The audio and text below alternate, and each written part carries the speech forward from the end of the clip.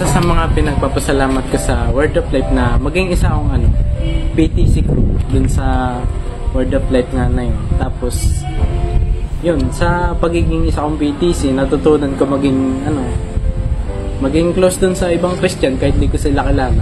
Natutunan ko na lahat ng Christian may isang goal na makapag-win ng soul ng iba. Tapos, natutunan ko din doon na maging independent, tapos maging helpful sa iba. Hello po, ako nga pala po si Michael Joseph Anergo o mas kilala pong MJ at kasali po ako sa isa po akong member pala sa isang church na tinatawag ay Gethsemane Fundamental Baptist Mission.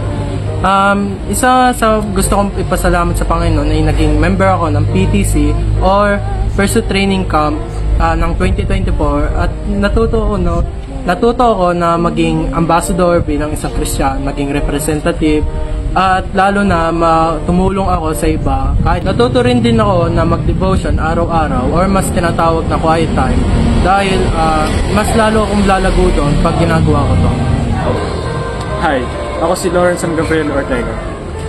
Isa akong miyembro ng church na tinatawag natin na Gethsemane Fundamental Baptist Mission. Lubos ako nagpapasalamat sa Panginoon. Unang-una sa ginawa niya. Inalaw niya na makasama ako sa isang training o tinatawag na Pursuit Training Camp. Itong Pursuit Training Camp na to ay nakatulong sa akin.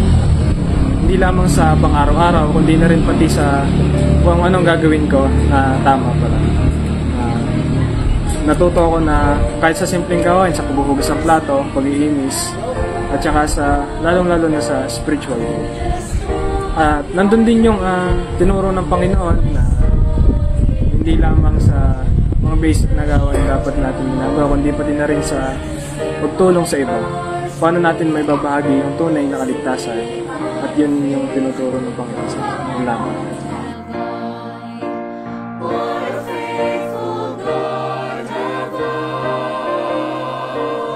Ialay natin ang ating puso bilang pasasalamat sa Kanya, ang Diyos na tapat noon, ngayon, at magpakailanman. Purihin ang Panginoon. Salamat, O Diyos, sa iyong wagas na pagmamahal.